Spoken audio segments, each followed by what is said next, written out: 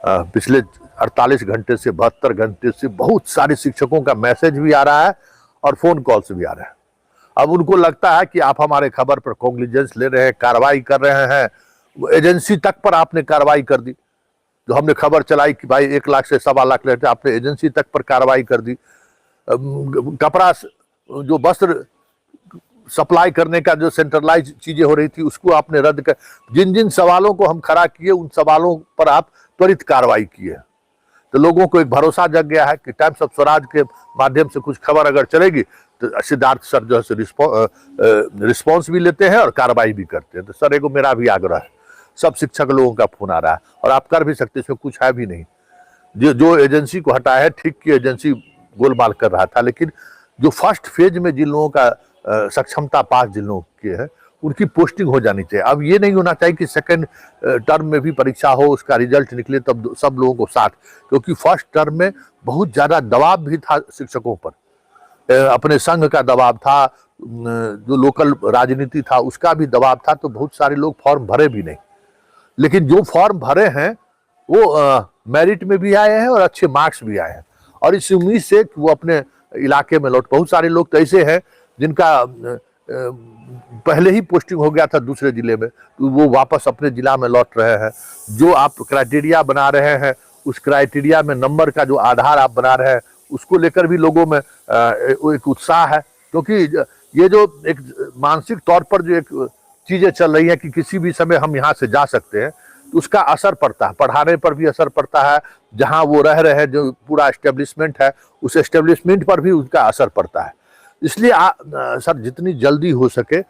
जो पहला जो नियोजन इकाई के माध्यम से या जो भी कुछ अब आपको सुधार करना है, हालांकि अब तो नियोजन इकाई डिस्ट्रिक्ट लेवल पर है, लेकिन जो आप स्टेट लेवल पर जो चीजें आप करना चाहते हैं वो शीघ्र से शीघ्र कर दिया जाए। और क्योंकि अब दूसरे वाले को तो 6 महीना समय भी मिल गया, तैयारी करने का भी समय मिल गया, इन लोगों को तो तैयारी करने का भी समय नहीं मिला। लगातार सब कुछ साथ साथ जो है सो चलता रहा, सब कुछ साथ साथ परीक्षाएं, क्लास, और के पाठक का तो अभियान आपसे कौन छुपा हुआ कि के पाठक के उस अभियान में सब लोग परेशान रहे, उसी में परीक्षा भी लोगों ने दिया, रिजल्ट में भी कई तरह की खामियां हुई, उसको लेकर भी बहुत ही मानसिक प्रताड़ना के दौर से लोग गुजरे। बहुत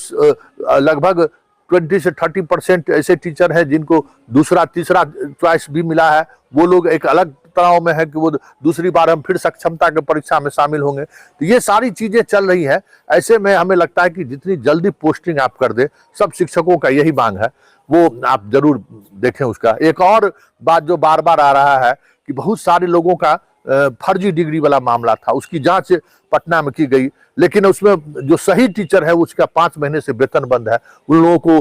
राहत नहीं मिले। वहां मुख्यालय पहुंच रहा है, लोग टहला दे रहा है कि नहीं नहीं जा रहा है चला जाएगा, लेकिन वो लोग फंस जा रहे हैं। और एक और समस्या है कि जो 1 to 5 वाला जो बीएड है उसको ट्रेनिंग करना था,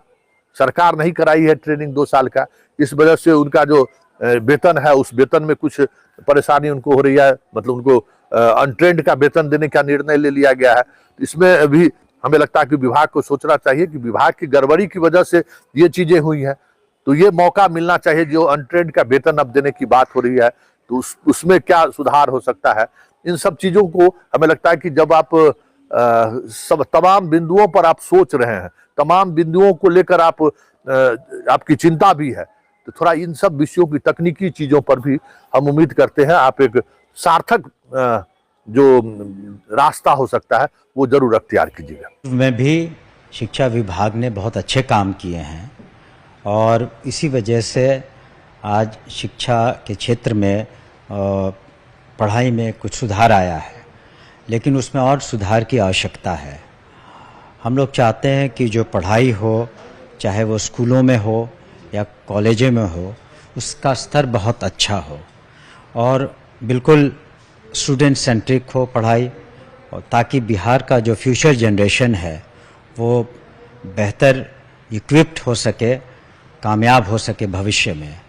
तो अगर हमारा ये उद्देश्य है तो निश्चित रूप से सभी को सहयोग देना पड़ेगा, चाहे शिक्षा विभाग हो, मंत्री हो, चाहे यहाँ के पदाधिकारी हों, शिक्षक हों, जो वाइस चांसलर्स हैं, जो अभिभावक हैं, और हम सभी जो माननीय मुख्यमंत्री श्री नीतीश कुमार जी के गाइडेंस में काम करते हैं और उनकी पैनी निगाहें हमेशा शिक्षा विभाग पर रहती हैं, तो हमें पूरा यकीन है कि आने वाले समय में हम लोग और प्रगति करेंगे। और ये बात निश्चित है कि जब कोई भी पॉलिसी बनाई जाती है तो समय समय पर उन पॉलिसियों में समय के अनुरूप, आवश्यकता के अनुरूप कुछ बदलाव होते हैं ताकि शिक्षा का स्तर और बेहतर हो सके। सक्षमता परीक्षा पहली बार ली गई है और राज्यकर्मी का दर्जा भी मिलने वाला है शिक्षकों को।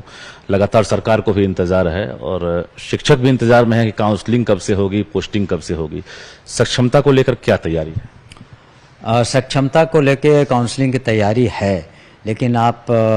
मानेंगे कि सक्षमता 2 अभी लेना बाकी है उसकी परीक्षा, और हम लोग चाह रहे हैं कि आयोग उसे जल्द से जल्द करा दे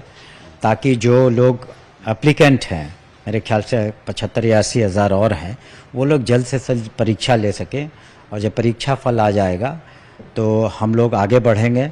और काउंसलिंग करेंगे और उन्हें, जैसा कि सरकार ने, माननीय मुख्यमंत्री जी ने घोषणा की है, तो राज्यकर्मी का दर्जा भी उन्हें मिलेगा। सक्षमता 1 के जो रिजल्ट अभी आए हैं और 1,87,000 जो पास आउट टीचर हैं, उनकी काउंसलिंग पहले करा रहे हैं या सक्षमता 2 परीक्षा के परिणाम के बाद? ये ऑनगोइंग प्रोसेस रहेगा क्योंकि इसमें थोड़ा वक्त लगेगा। सक्षमता 1 का जो लोग उत्तीर्ण हुए हैं और सक्षमता 2 के जो उत्तीर्ण होंगे, तो इन सब में थोड़ा वक्त लगेगा, लेकिन ये हम लोग ऑनगोइंग प्रोसेस है, इसको हम लोग शुरू करने वाले हैं बहुत जल्दी। काउंसलिंग शुरू करेंगे इस मंथ में? अभी उसमें हम लोग निर्णय ले लेंगे कि अगर हम लोग का सक्षमता 2 का जल्द से जल्द परीक्षा हो जाती, रिजल्ट हो जाता है, तो उसके बाद हम लोग साथ ही करें तो बेहतर है ताकि सबको सामान्य अवसर मिल सके। इसके बाद क्या लग रहा है कि जो शिक्षक हैं उनकी पोस्टिंग में किस प्रकार की रणनीति अपना रहे हैं? पोस्टिंग को लेकर जो रैंडमाइजेशन है या सॉफ्टवेयर जो पोस्टिंग होगी, उसको लेकर क्या रणनीति बनाई जाएगी? देखिए, जो सॉफ्टवेयर बिल्कुल तैयार है और रैंडमाइजेशन होगा ताकि उसमें कम से कम इंटरफेरेंस हो सके, तो हम लोग रैंडमाइजेशन का ही मेथोडोलॉजी अडॉप्ट करेंगे ताकि उसमें इंटरफेरेंस कम से कम हो सके और उसमें ऑब्जेक्टिविटी रहे। उसी तरह का हम लोग अप्रोच रखेंगे। बिल्कुल, क्योंकि कई ऐसे हैं जिनको फर्स्ट चॉइस नहीं मिला, सेकंड और थर्ड मिला है, कई ऐसे हैं जिनको मिल गया है, तो क्या चॉइस को लेकर कोई कंसीडर करने वाले हैं कि हाँ फर्स्ट चॉइस ही कोशिश रहे कि उनकी पोस्टिंग फर्स्ट चॉइस पर हो? ऐसा भी कुछ है? या होम ब्लॉक को लेकर भी है कि भाई महिला टीचर 15-16 साल से दूर थी दूसरे जिला में, या पुरुष दिव्यांग भी, तो क्या होम ब्लॉक को लेकर कुछ तैयारी है कि महिलाओं को होम ब्लॉक या दिव्यांग को होम ब्लॉक में दिया जाए? देखिए, फिलहाल तो आपने देखा होगा सक्षमता 1 का जो रिजल्ट है उसमें 90% से ज़्यादा लोगों को होम डिस्ट्रिक्ट मिला है जी। और विशेष परिस्थिति में अगर कोई बीमारी की बात होती है या दिव्यांग हैं या उनको फर्स्ट चॉइस नहीं मिला है, तो बाद में इस पर ज़रूर हम लोग मानवता के आधार पर कंसिडर करेंगे। लेकिन फ़िलहाल जो भी हम लोग निर्णय लेंगे वो रैंडमाइजेशन के थ्रू लेंगे, ऑब्जेक्टिविटी रहेगी, उन्हें ज्वाइन करना पड़ेगा और बाद में वो अपना एप्लीकेशन दे सकते हैं और कमेटी उस पर निर्णय लेगी। मतलब एक कमेटी गठित आप लोग करेंगे कि जरूरत जिनको है, खासकर वैसे लाचार लोग या जरूरतमंद लोग हैं, उनके लिए बाद में एक कमेटी जो है फैसला ले कि भाई उनकी पोस्टिंग होम ब्लॉक में हो? अब उन्होंने जो पहले तो हम लोग देख लेंगे कि रैंडमाइजेशन के थ्रू अधिकांश आप देख रहे होंगे